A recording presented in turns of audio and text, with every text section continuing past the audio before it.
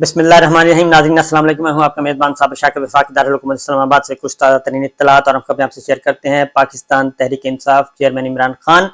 इस वक्त क्या सोच रहे हैं और उनकी क्या कंडीशन है वो मैं आपको बताता हूं, और उनकी अगली प्लानिंग क्या है और पाकिस्तान तहरीक इंसाफ का मुस्तकबिल क्या है, ये सारी सिचुएशन। और उसके बाद फिर 15 जमाती हुक्मरान इत्तेहाद उनके ऐवानों में, उनके डेरों पे इस वक्त क्या सूरत हाल है और वो किस जहनी हालत में इस वक्त पाए जाते हैं। उसकी वजह यह है कि अब चंद दिन का खेल है और इसमें कोई रॉकेट साइंस है नहीं है। मुद्दत पूरी हो रही है, मुद्दत पूरी होगी या फिर इद्दत पूरी होगी ये देखना है। मुद्दत वैसे इद्दत में तब्दील हो चुकी है, अब ये ऐसे जा रहे हैं जैसे ये इद्दत में है, क्योंकि अगर ये खुश खुरम होते तो मुद्दत पूरी होने पे बड़ी जश्न से जाते हैं। कोई क्रेडिट पे चीज़ें होती हैं कि हमने ये 16 महीने का इक़्तिदार हमारे पास था, हमने इन 16 महीनों में ये काम किए हैं, अच्छे अच्छे काम किए हैं, वो बताए जाते हैं, पाकिस्तान के आवाम को बताते और खुशी खुशी ये जाते और अगले इलेक्शन में इन्हीं 16 महीनों में जो कुछ अच्छे काम किए थे उन्हीं बुनियाद पे ये इलेक्शन जीतने की कोशिश करते और बताते कि जनाब पाकिस्तान के अवाम जो हैं उनके लिए हमने, पाकिस्तान के लिए, पाकिस्तान के अवाम के लिए हमने ये अच्छाइयाँ की हैं, ये अच्छे काम किए हैं, ये हमने सिस्टम बेहतर किया है और ये सहूलतें दी हैं, लेकिन ये हमने महंगाई ख़त्म की है, बेरोज़गारी ख़त्म की है, लेकिन इस बताने के लिए कुछ भी नहीं है। और यही जो गम है इनको खाया जा रहा है कि किस मुंह से ये पाकिस्तान के अवाम के पास जाएंगे, क्योंकि पाकिस्तान के अवाम की जो इस वक्त हालत है वो दुनिया के बदतरीन ममालिक में जो इस वक्त सिचुएशन है उनमें से पाकिस्तान एक है जहाँ पे महंगाई जो है वो 40% तक जा चुकी है। महंगाई 40% तक जा चुकी है, बेरोजगारी बढ़ चुकी है और 10 करोड़ पाकिस्तान के अवाम ख़त गुर्बत से नीचे जा चुके हैं। ये इस वक्त की कंडीशन है। बाकी सारी बातें आपको मालूम है। तो महंगाई में कौन कौन सी चीज़ महंगी हुई है, दाल, रोटी, अंडा, चावल, दूध, सब्जियां, हर चीज़ जो है, रोज़मर्रा की चीज़ें जो हैं, आम आदमी के इस्तेमाल की चीज़ें हैं, वो भी कुव्वत ख़रीद इतनी कम हो गई है कि वो भी आम आदमी की पहुंच से तो क्या मिडिल क्लास और अपर मिडिल क्लास की पहुंच से भी दूर हो गई हैं। बिजली, गैस और फ्यूल, ये जो बुनियादी चीज़ें होती हैं इनकी कीमतें भी बहुत हो चुकी हैं, इसलिए अब ये कोई थर्ड डिग्री इस्तेमाल करना चाह रहे हैं। अब तक जितनी भी इन्होंने इमरान खान साहब को आउट करने की कोशिश की वो तो हो गई है नाकाम। अब पाकिस्तान तहरीक इंसाफ की क्या सूरत हाल है, इस्तेहकाम पाकिस्तान पार्टी में जाने वाले लोग जो हैं वो इस्तेहकाम पाकिस्तान पार्टी छोड़कर वापस आना चाहते हैं और बहुत सारे लोग इमरान खान साहब और पाकिस्तान तहरीक इंसाफ के मरकजी कायदीन के साथ और ऐसे लोगों के साथ राब्ते में हैं जो कि कॉमन फ्रेंड्स हैं, जो इमरान खान साहब के और उनके दरमियान कोई बीच बचाव करवा सकते हैं। ऐसे बिजनेसमैनों के साथ लोग राब्ते में हैं। इस्तेहकाम पाकिस्तान पार्टी के रहनुमा और बड़े तगड़े तगड़े लोग, ऐसे बिजनेसमैन और इमरान खान साहब के जो दोस्त हैं उनके साथ वो राब्ते में आ रहे हैं कि हमारा बीच बचाव करवाया जाए। ये इस्तेहकाम पाकिस्तान पार्टी। परवेज खटक साहब ने जो शादी हाल में एक 2 नंबर काम किया था उसमें बहुत बड़ी तादाद उन्होंने कहा था मेरे साथ है, लेकिन उनको भी शर्मिंदगी का सामना करना पड़ा। उनमें से बहुत सारे लोग जो हैं वो खान साहब को आके बता रहे हैं कि किस तरीके से उनको अगवा किया गया, उनको उठाया गया पुलिस की मदद से और उनको वहाँ पे पहुँचाया गया और वहाँ पे फोटो सेशन किया गया। और उनमें कल शेर अफजल मरवत साहब के साथ कुछ लोगों ने प्रेस कॉन्फ्रेंस भी की, उन्होंने भी सारी सूरत हाल बताई। तो वो भी पाकिस्तान तहरीक इंसाफ के साथ जुड़े हुए हैं। वो सिर्फ ये कह रहे हैं जनाब हम हर तरह का प्रेशर बर्दाश्त कर चुके हैं, हम आपके साथ हैं और हम पाकिस्तान तहरीक इंसाफ नहीं छोड़ रहे। ये है परवेज खटक साहब के प्रोजेक्ट की हालत ज़ार और इस्तेहकाम पाकिस्तान पार्टी के मामला। तो उसके बाद आ जाते हैं इलेक्शन रिजल्ट की सूरत में। तो इस वक्त भी जो इलेक्शन रिजल्ट बताए जा रहे हैं उसमें नताइज बताए जा रहे हैं, सरकारी आदादोशुमार, सरकारी इदारों के आदादोशुमार, उसमें भी पाकिस्तान तहरीक इंसाफ आराम से बआसानी पंजाब और खैबर पख्तूनख्वा में क्लीन स्वीप कर रही है। इस वक्त की सूरत हाल के मुताबिक अगर इमरान खान और पाकिस्तान तहरीक इंसाफ इलेक्शन में हिस्सा लेते हैं तो वो क्लीन स्वीप करेंगे 2 सूबों में। उनका कोई दूर और वो इतनी सीटें उनको मिल जाएंगी इन 2 सूबों में कि वो मरकज़ में बआसानी हुकूमत बना सकेंगे और उनका मरकज़ में हुकूमत साजी से उनको कोई नहीं रोक सकेगा। ये है वो खौफ जो कि इनको खाया जा रहा है। और किन को खाया जा रहा है? मौलाना साहब को और जनाब मुस्लिम लीग नवाज को, और तीसरा कोई नहीं है। जरदारी साहब जो हैं वो इंतज़ार कर रहे हैं, वो कहते हैं कि तेल देखें, तेल की धार देखें, और वो देखते हैं कभी पिंडी की तरफ کبھی دیکھتے ہیں جاتی عمرہ کی طرف، اور وہ مسلم لیگ نواز کے ساتھ تعلقات کو اس حد تک بھی کشیدہ نہیں کرنا چاہتے کہ جو کشیدگی کا الزام ہے وہ زرداری صاحب پہ آئے یا بلاول صاحب پہ آئے۔ وہ چاہتے ہیں کہ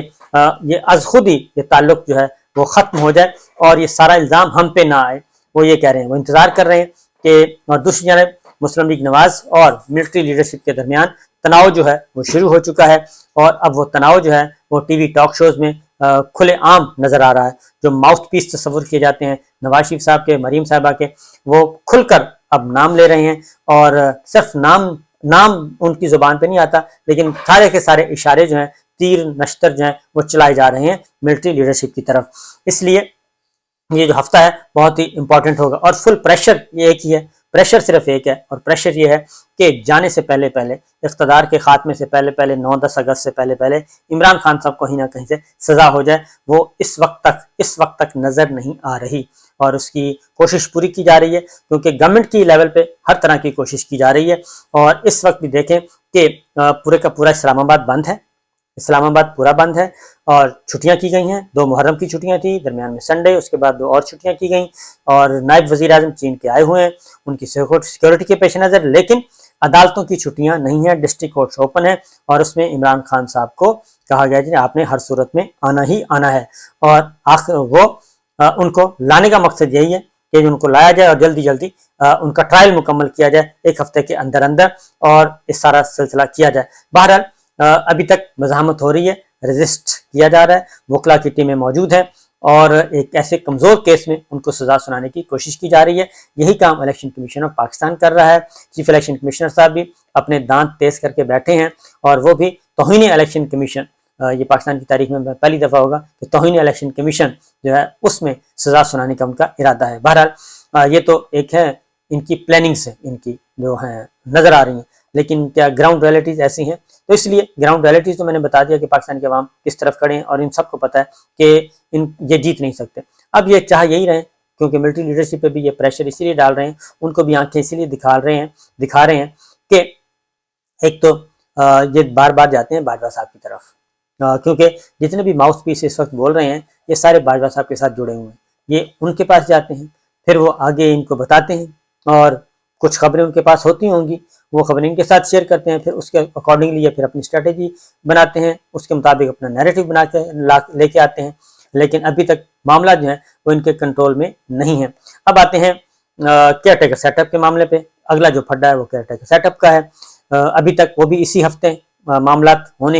حل ہونے ہیں، اور پاکستان پیپلز پارٹی ظاہر ہے بڑی جماعتیں جو ہیں وہ اپنے مفادات اور چاہتی ہیں کہ ان کے مفادات کا تحفظ رہے، اور کیئر ٹیکر سیٹ اپ میں ان کے مفادات مکمل طور پہ محفوظ رہیں، اور ایسا کیئر ٹیکر سیٹ اپ آئے کہ اگلے الیکشن میں جو میکسیمم فیور سسٹم میں رہ کے ان کو مل سکتی ہے وہ ملے۔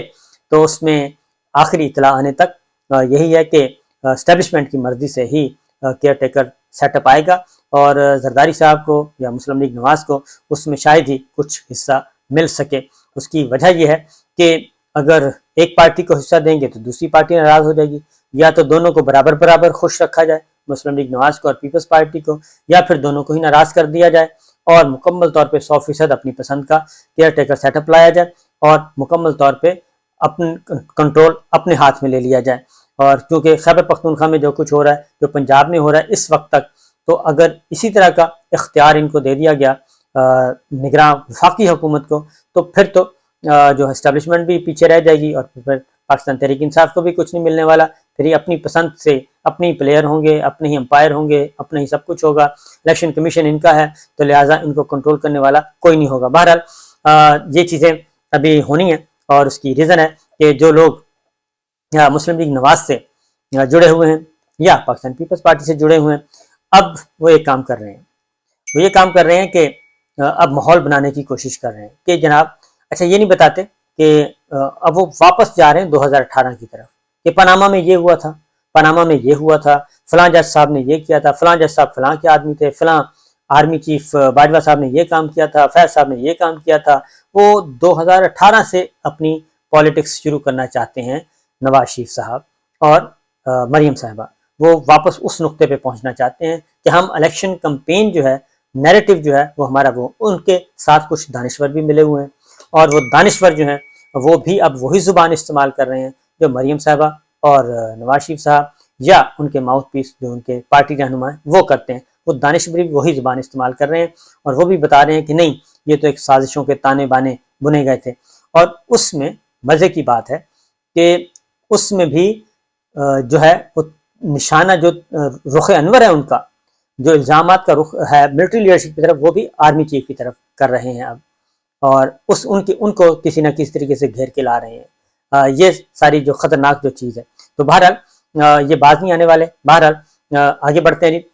ایک طرف تو یہ ہے کہ میں نے بتا دیا کہ پاکستان تحریک انصاف عمران خان صاحب ان کو فی الوقت کسی قسم کا کوئی خطرہ نہیں ہے اگر فری اینڈ فیئر الیکشن ہوتے ہیں. دوسری جانب ایک اور تحقیقات کا بھی عمران خان صاحب نے کہا ہے. شبلی فراز سینیٹر شبلی فراز ان کو حکم دیا, ہدایت دی ہے کہ آرمی ایکٹ میں جو ترامیم ہوئی ہیں 1952 کے ایکٹ میں ترامیم کا قانون تھا وہ سینٹ سے منظور ہوا ہے. تو سینٹ کے پی ٹی آئی کے ارکان نے ان کے فیور میں ووٹ کیسے دیا اور کس کے کہنے پر دیا اور کس پارٹی یعنی کہ وہ پاکستان تحریک انصاف کی لیڈرشپ سے پوچھا گیا نہیں پوچھا گیا, اس پہ شبلی فراز صاحب کو دیا گیا ہے ٹارگٹ کہ وہ جائیں اور تحقیقات کریں اور بتائیں کہ کون کون اس میں ذمہ دار ہے. کیونکہ آرمی ایکٹ میں بہت امپورٹنٹ قسم کی تبدیلیاں کی گئی ہیں, اہم ترین تبدیلیاں کی گئی ہیں. اور آگے بڑھتے ہیں کہ خواجہ آصف صاحب کہتے ہیں کہ ہم نے جنرل باجوہ صاحب کو بلینک چیک دیا تھا ایکسٹینشن کے معاملے میں, بلینک چیک, اور نواز شریف صاحب کے پاس ہم سارے لندن میں گئے تھے اور انہوں نے اپنا نام بھی لیا, 8-10 رہنما اور کا نام لیا, ان کا ہم سب لندن میں تھے اور انہوں نے کہا تھا کہ جنرل باجوہ کی ایکسٹینشن کا جو قانون ہے اس کو ہم نے اپوز نہیں کرنا اور اس کو غیر مشروط طور پہ اس کو منظور کرنا ہے, چوں چراں بھی نہیں کرنی. لہٰذا وہ اس وقت بلینک چیک دیا تھا جنرل باجوہ صاحب کو, آرمی چیف کو ایکسٹینشن کے معاملے میں. اور جب آپ کسی کو بلینک چیک دیتے ہیں تو پھر اس بلینک چیک کے بدلے میں بھی تو آپ کو کچھ ملتا ہے, کیونکہ ویسے تو نہیں آپ کسی کو بلینک چیک دیتے, آپ کی کوئی بہت بڑی فیور اس نے کی یا بہت بڑی فیور کی کمٹمنٹ کی تھی اس لیے آپ نے دیا تھا. شاید اسی لیے اس وقت جو بلینک چیک دیا تھا اس قانون کی حمایت کر کے, تو اس میں جب اس میں ڈیلے آیا اور ڈیلے ہونے کے بعد جب دیکھا کہ باجوہ صاحب جو ہیں وہ اب وہ وعدہ پورا نہیں کر رہے جو بلینک چیک ہم نے دیا 3 سال ان کو ایکسٹینشن کے قانون میں, تو وہ وعدہ پورا نہیں کر رہے, تو اس کے بعد پھر وہ شیخوپورہ کی گوجرانوالا کی تقریر ہوئی, پھر کراچی کی ہوئی, پھر کوئٹہ کی ہوئی, جس میں انہوں نے للکارا تھا. اور وہ للکار بنیادی طور پہ وہی تھی کہ جناب ہم نے جو آپ کو بلینک چیک دیا ہے وہ آپ واپس لوٹائیں, اس کے بدلے میں اس کی قیمت ادا کریں. لہذا پھر وہ قیمت جو ہے وہ ادا کی گئی, رجیم چینج, ڈرائنگ روم میں بیٹھ کے جو فیصلے کیے گئے اور یہ اقتدار ان کے حوالے کیا گیا. لیکن پنجاب جو ہے وہ ابھی تک ان کے پاس واپس نہیں جا سکا. چند دن حمزہ شہباز کی حکومت رہی لیکن اس کے بعد پھر وہ بھی ان کے ہاتھ سے نکل گیا. تو پنجاب کا تخت لاہور کی لڑائی چل رہی ہے اس وقت سے لے کے اب تک, تو آگے بھی یہی رہے گی. اجازت دیجیے, اللہ حافظ.